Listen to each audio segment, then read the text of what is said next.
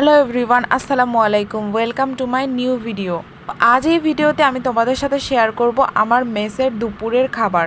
তো আজ যেহেতু বাজার হয়েছে, মানে আমাদের মেসে 3 দিন পর পর বাজার হয়, তো আজকে ছিল সেই বাজারের দিন। তো আজকে আমাদের মেনুতে দুপুরে দিয়েছে ডিম দিয়ে আলু ঘাটি, আর সাথে এখানে হচ্ছে কুমড়ো ভাজি।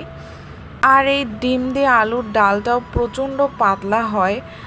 মেসের ডাল মানেই খুবই পাতলা। তো আমি ফার্স্টে এই মেসের ডালগুলো একদমই খেতে পারতাম না, কিন্তু কি করব, খেতে তো হবেই, কারণ ডাল এখানে থাকেই। তো ফার্স্টে আমি ভাজি দিয়ে ভাতটা খেয়ে নিলাম, তারপরে আমি ভাতটাকে এইভাবে মেখে নিচ্ছি। আর এইভাবে ভাতটা মাখলে ভাতটা একটু আঠালো আঠালো হয়, ডালের পাতলা ভাবটা ভাতের সাথে পুরো ডালটা মাখালে ডালের ওই পাতলা ভাবটা থাকে না, খেতে মজা লাগে। আসলে খাওয়া দিয়ে কথা, এখন তোমাকে নিজেকেই মজা করে খেতে হবে, না চলা বাঁচতে পারবা না। মেসের খাওয়া তো সুখের খাওয়া নেয়, এই খাবার খেয়ে শুধুমাত্র কোনো মতো জীবন নির্ভর করা যায়, তাছাড়া আর কিছুই না। আজকের ভিডিও এতটুকুই, বাই বাই।